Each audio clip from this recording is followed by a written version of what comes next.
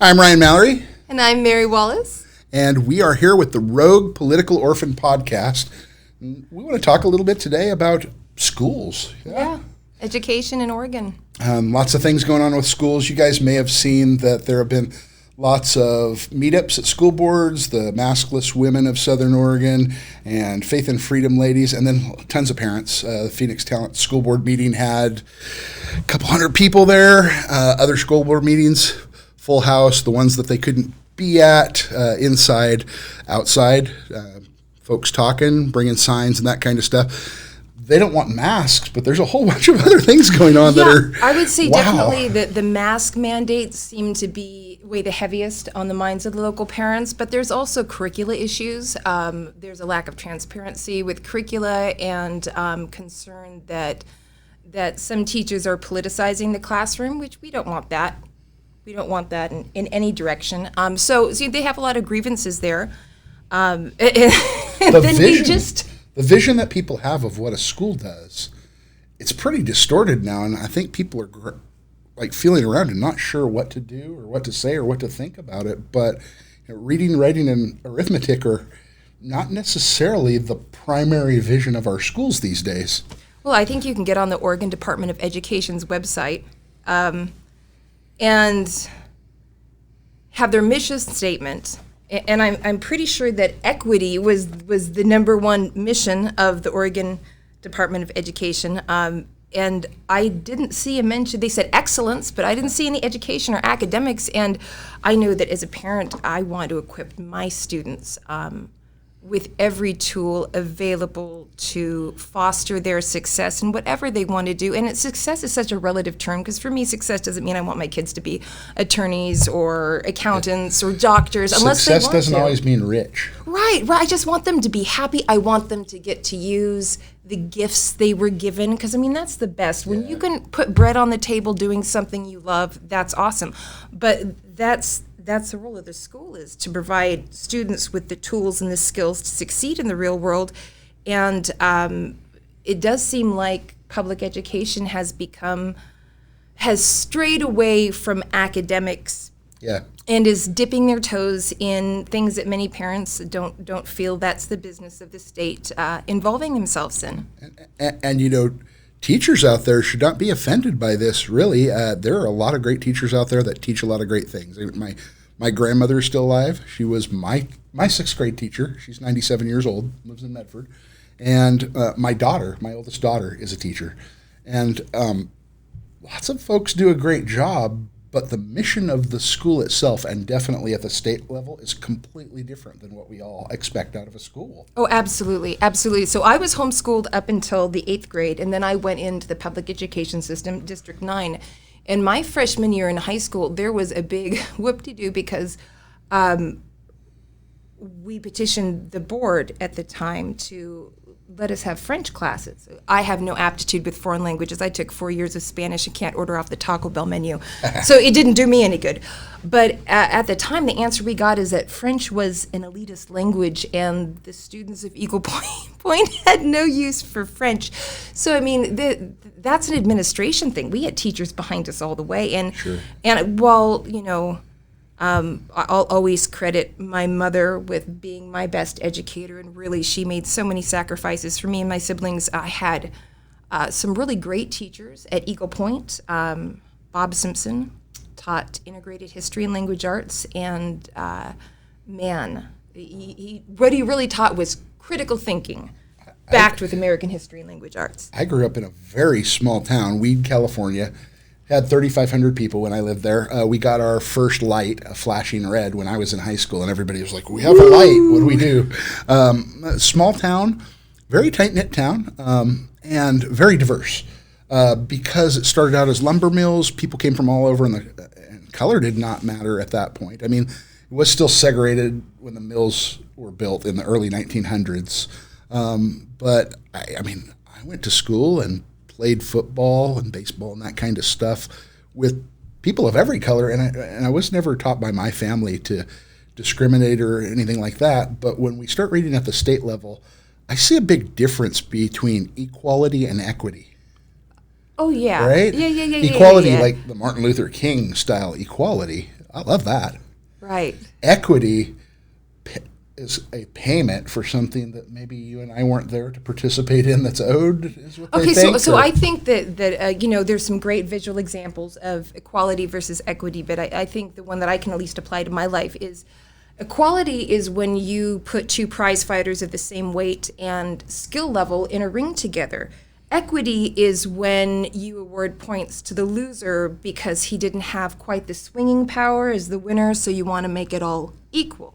The United States has been based on equal opportunity, but not equal outcome. Right. And if we don't have an incentive program, if we don't have an incentive to try hard and to do well and to be our best, some of us need a little external motivation to do well. There's some great self-starters out there. I have total admiration for people like that because, sometimes I really got to talk myself into doing stuff. So we need those incentives. We need those prizes for working hard and doing well. And I want to acknowledge that there are absolutely inequalities in our society, in our state, in our school systems to some degree, especially looking at like family situations. I know that a student from a two-parent home where mom maybe doesn't work as much as dad and can help that student with their homework and she's not exhausted after coming home from work, that student already has leg up, right? Yeah, has a leg up. And the student from the single parent household where mama's working two jobs and busting her ass just to keep a roof over their head, and he doesn't have someone beside him that whole time, he's at a disadvantage. So we have to look at not taking things away from the kid in the two-parent household, but how do we come alongside this underserved kid and help them achieve success? How do we bring everybody up without pointing a finger and choosing a group to bring down? Right. There's no reason to bring people. A rising tide lifts all boats. That's right. So I know that there's a lot of mamas out there that between, and I mean here locally in Southern Oregon, that between the mask mandates and other issues that seem to be pertinent at this time, they're considering alternatives to public school, and I think that's great. Yeah, so do I. I went to public school. My kids went to public school, and I think that's great. I don't want my grandkids to go to public school at this point, unless something changes significantly. I think my family will be able to give them just as good an education, and if as a grandfather, if I can do anything to help my kids afford private school or something like that, that would be great too. But we know not everybody can afford private school, and that's not the right choice for everybody either. So sometimes the structure of private school or religion involved in private school, or there's lots of different reasons that people don't want their kid to go to a private school either. Some folks just don't want their kids to be indoctrinated into anything. They just want them to get the education. The academics, and right. not hide them from anything. Still study all those things. I had a rest in peace, Mr. Ballreen. I had a microbiologist as a science teacher. He was the only teacher in the state of California at the time, in the early 80s, that was approved to bring in both men of faith to tell their story of creation without indoctrinating anybody, and scientists to bring in evolution. And no conclusions were made in that class, and that was his goal as a teacher, was to expose middle schoolers to the different things they're going to come across in the world so that they can start thinking about their own decisions. Provoke thought. Love that. I don't necessarily think you provoke thought by what Kate Brown did in the last couple of days with deciding that there would be signing that racist ass bill that is going to screw underserved minority children for the rest of their life. Did you know that in the state of Oregon, you no longer have to prove that you can read and write and do arithmetic at high school levels in order to graduate with an Oregon diploma? So how is this giving our students the tools they need to succeed? In the news across the U.S., it's making Oregon look like a laughingstock. It is, because it's a responsibility. How valuable is an education from Oregon when you have that going on? Oh, man. Well, to forget, I don't put a lot of stock in high school diplomas, quite frankly, and I think it's exciting to see more and more businesses embrace, if you have the skills, we hire you. We don't care where you went to school. If you went to school, Tesla doesn't require college education or a high school diploma, I believe. They just want to see that you're exceptional. So I think we're going to see more and more of that, but not giving students the tools they need to go do that. That's a dereliction of duty. I've always taken, and I love performance-based jobs. I would rather put myself out there on my own gumption and prove myself. And if I can't, then I'll know that myself and be like, this job is not right for me. Or I need to work harder. And I've left industries that weren't right for me. They weren't a good fit for me. And man, when you find something that is a good fit for you, your boss benefits, you benefit all around. Everybody's happier. Yeah. So I'm really disappointed in this move, and Kate Brown appears to be very well aware that this is a ridiculous anti-education bill that will negatively impact our students, because she didn't announce it when she signed the bill like she usually does. Didn't get filed at the same time frame that bills normally are filed, where we the people can go look them up. She delayed the filing, even though the other bills she signed at the same time were logged in the public registry. So it looks like Oregon, the state of Oregon, is abdicating its responsibility of educating our students, and that means that it falls on parents to make sure their students are getting an education. So let's talk about some of those alternatives. Yeah. Let's list them, and then I'm going to go back to what I know well about. We can have homeschool. There's homeschool pods, where homeschool families get together and teach in blocks. Share the responsibility, right? Right, where they get, where parents with certain expertise take over. I like that idea. It really you get exposure to not just mom and dad, but other people teaching you. I think that's important. I think that's something public schools have always offered, and something that could be offered in that realm. That's pretty cool. Absolutely, especially for parents who maybe are operating a single-parent household. Or their schedules are tough. So, there's alternatives like that. There's private school. And it looks like there might be the opportunity to hire private teaching, to get together small pods where a private teacher is hired to educate or help supplement that education. I don't know the legalities on that. But I know there's going to be a thriving market for tutors in the future. And if our State Board of Education doesn't treat their teachers well, they might go looking for a job elsewhere. Imagine that. Wouldn't that be a good teacher that wants to teach? Right, right. Set aside all the other nonsense and teach kids. That's why they all get into it. Yeah. I think sometimes people get caught up in the politics and lose sight of their original vision. Right, and the purpose of the job, I could really imagine how beautiful a combination of those things would be, even if we were to take a single mom and dad, and maybe one evening, one afternoon, 2 evenings a week, they're working with their kids, but then there's also a pod of other parents helping, and those parents can use their combined buying force to get different teachers in to teach different subjects. I think they might get a better education at times. Oh, I think they will. I homeschool my own kids. I'm going on year 8 of homeschooling my own kids. High five.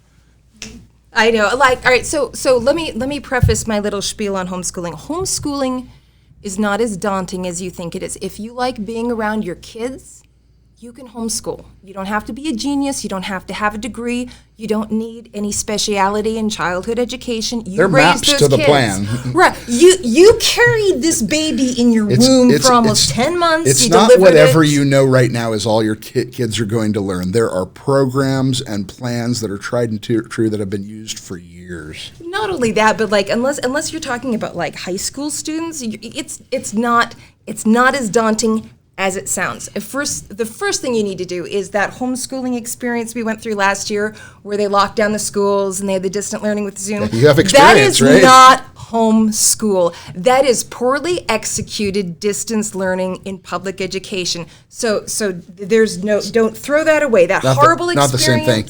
That your kids cried over, it's totally not the same thing.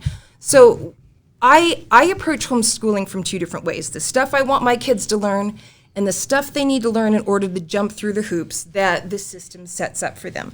So, for instance, he was in 2nd grade, my youngest 2nd grader. I I don't want to say he struggles with reading and writing, but like he's at grade level for it. He doesn't excel at reading and writing. However, he excels greatly at mathematics and he worked beside my 6th grader at the 6th grade math book all last year. And because I homeschool my kids and they're not stuck in a class of kids at the exact same skill level, they can go as far as they want to and advance as much as they can. That happens less in a larger school setting, I think. Oh, absolutely. An opposite, too, if I they're have friends struggling. that went to very large schools where, like in my school, we do everybody's name because, and maybe the whole school was under 300 people. 41 in my graduating class, we definitely knew each other. Right. Especially probably all related to each other. Especially as seniors, what we can remember of that. But it seems like there's opportunities to notice your children's strengths and weaknesses firsthand. That, yes, there are advanced courses, there are advanced placement, and there are things to bring kids up if they're having problems, different reading groups and things that they do at school.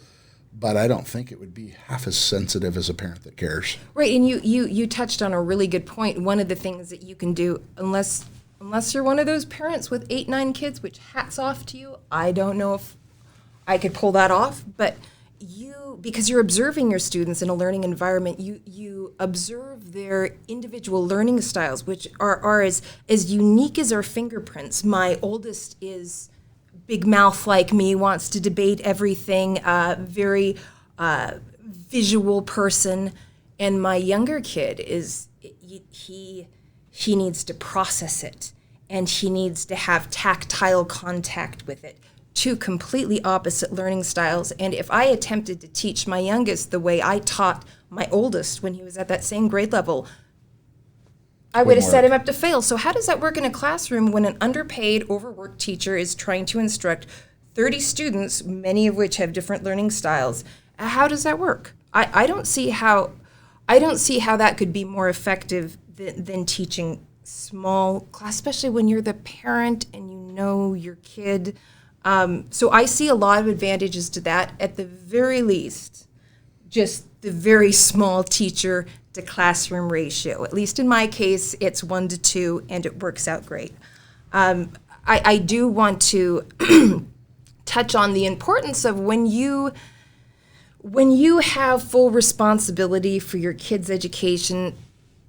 These are my personal creeds as a liberty-loving, open-minded homeschooling parent. Is one, don't become an indoctrination center for your kid. You just pulled them out of an indoctrination center. Don't paint their whole world in one color. They need exposure to diversity of thought and diversity of ideas. And when you I'm not talking about value stuff. Teach your kids your values for sure. But when you're tackling intricate topics such as history or sociology, even politics, you need to share both sides of the story. Absolutely. I mean, I'm a pretty patriotic guy. I love freedom. I'll scream it from the highest mountaintops. And I believe every kid should, at some point in their education, be taught our Bill of Rights, taught about our Constitution, taught about U.S. history, talk about what it solved, but also what it didn't solve, and the holes. Where are the loopholes in the Constitution and Bill of Rights? I think we're fighting them right now. Right. Right? Some things are up to interpretation. Obviously, you would give your kids the interpretation of the Constitution and Bill of Rights. I think they should also study the Bill of Rights of different countries and what other people inside this country have to say about our Bill of Rights that may be opposed to how some things work. Your kid will eventually have their own personality, their own values, and if you spent that much time on it, you need to trust that yours will be burned into their soul, whether they know it now, then, later, sometime, or some other time. It doesn't really matter. Educate them as widely as you can. It's going to give them everything that they need to survive in a world that is just that confusing. Right. I 100% agree and understand. I was homeschooled back in the early 80s when we were fringe, man. I mean, like, we were fringe. Okay, Do you live on a compound? Okay, so this is the thing, though. we were involved in, our fringe homeschool communities, and there were a lot of homeschool families that lived on a compound. Yeah. Okay, and they weren't allowed to play with people that didn't think or like a commune. I didn't see many hippies. Like we were up in no. A lot of it was religious-based homeschooling. And, I can fully respect if you feel that your values are being infringed on in the public education system is pulling your kids out for that reason. I can respect that. I'm big on freedom of religion. However, what I've witnessed over my life, my 40 years, of having very close friends, and a lot of them who I grew up homeschooled with, some in more laxed households like mine, others in very rigid and very strict households, is if you only present your views to your children and you don't tell them what else is out there and you don't let them decide for themselves what they want to believe, they will resent you and they will reject you. That will become more attractive, won't it? Right. It's that they might, oftentimes they end up coming back around. But by letting your child, letting your student, witness life and be presented with information and given the skills to digest, dissect, and critically analyze that information, they're gonna trust you. They're going to trust you, and that's so huge. It's just like faith in my house. I'm an observant Jew. My family's observant Jews. We've got a lot of really strict rules about what we eat and when we can do things and stuff like that. And when my kids have complained, I've always told them they are not obligated to follow these traditions. I never want them to follow these traditions because they feel like they have to or they're going to be in trouble if they do. This is why I do these things. This is how these things enrich my life. And I'd like to share these experiences with them too. And when I put it like that, man, they stop butting heads with me and they're like, okay, I can get on board with that. And so too, with any controversial topic that we've experienced in school. This is how you teach your values rather than force your values. Well, absolutely. And I also am big on the Kobayashi Maru tests with your kids. You guys Star Trek fans? What is that? Any Star Trek fans? I like Star Trek, but I don't know enough. Okay, so the Kobayashi Maru test was part of the captain's examination that Kirk took when he was trying to become a captain. And the test is a no-win scenario. You're put in a simulator and you're faced with command decisions that are lose-lose. And just to be all Trekkie, he went in and hacked the computer to where it was a win-lose scenario and he could win. But I think if you're going to go the route of homeschool, one of the most powerful tools I can equip my children with is ethical acuity. And I'll pose them Kobayashi Maru questions where it's like, okay, so we dropped atomic bombs on Hiroshima and Nagasaki back in World War II and essentially ushered in the end of World War II. We incinerated tens of thousands of civilians, but it kept millions from dying. What's the right thing? Was that right to kill all those civilians? Does the needs of the many outweigh the needs of the few? There's no good answer. There is no good answer. And I know I, for one, would never, ever want to be put in the position where I had to make those decisions. But those are great brain exercises. I got to see that firsthand in Pearl Harbor on the USS Arizona. I got to see Japanese people that were visiting, and they were crying for our soldiers that died. It just changed my soul to see that.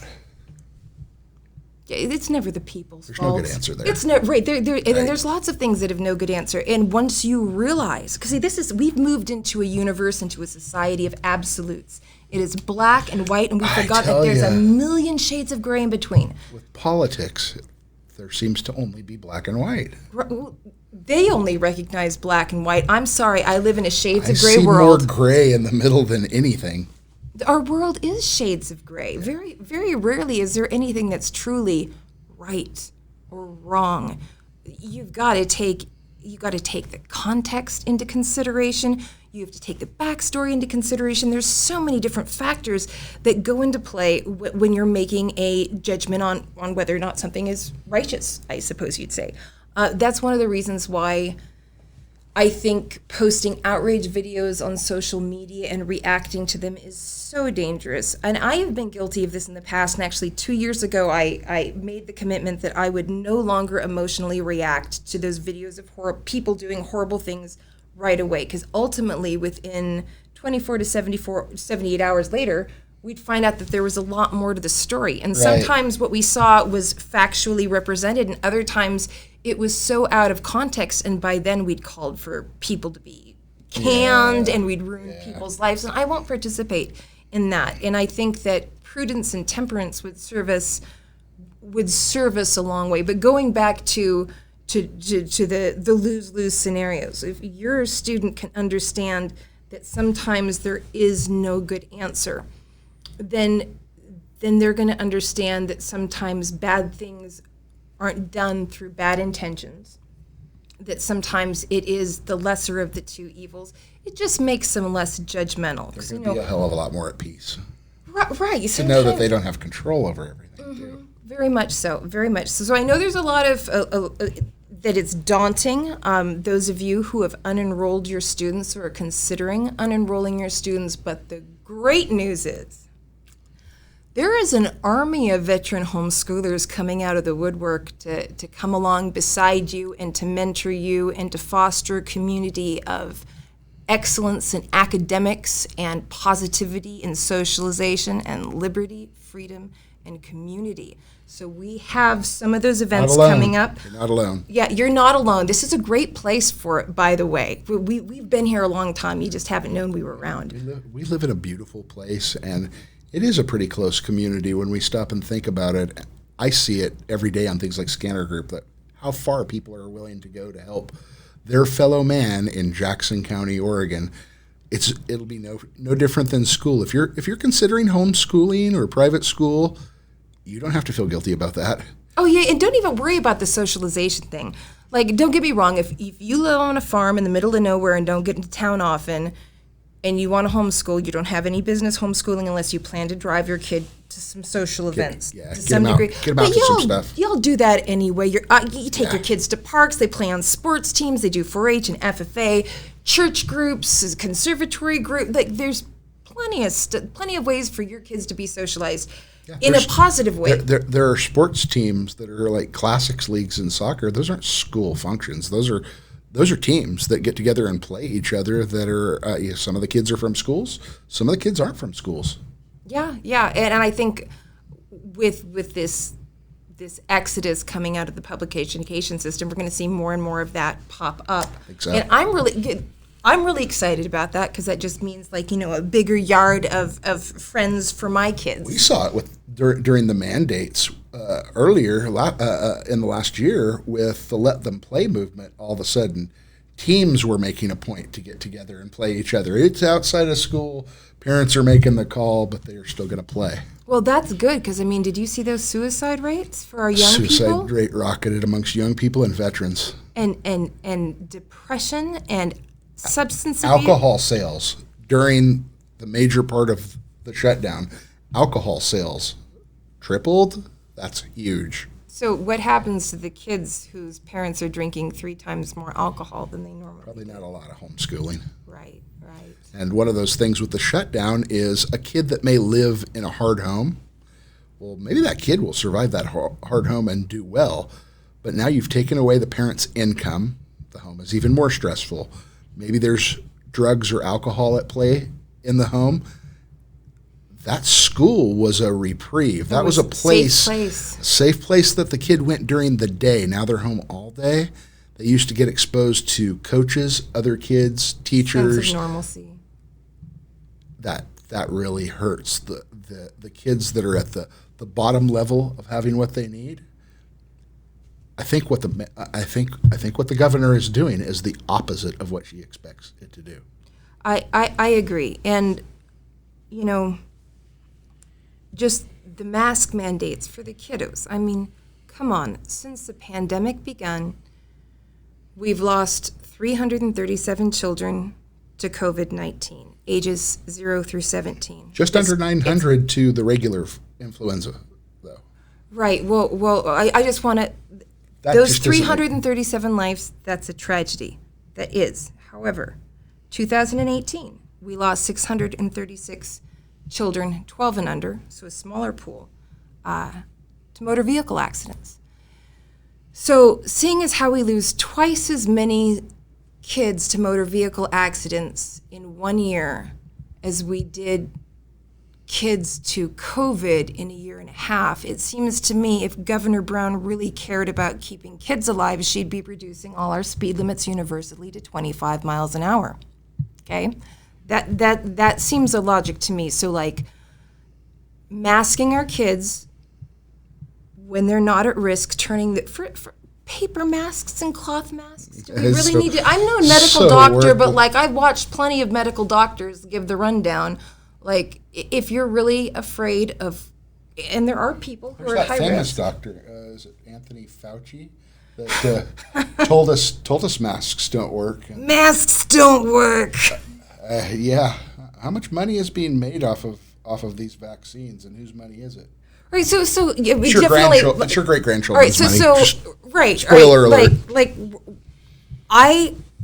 Let's put COVID over here for a sec. Pfizer. Why the hell are Americans singing Pfizer's praise? Do you know how evil Pfizer is? Okay.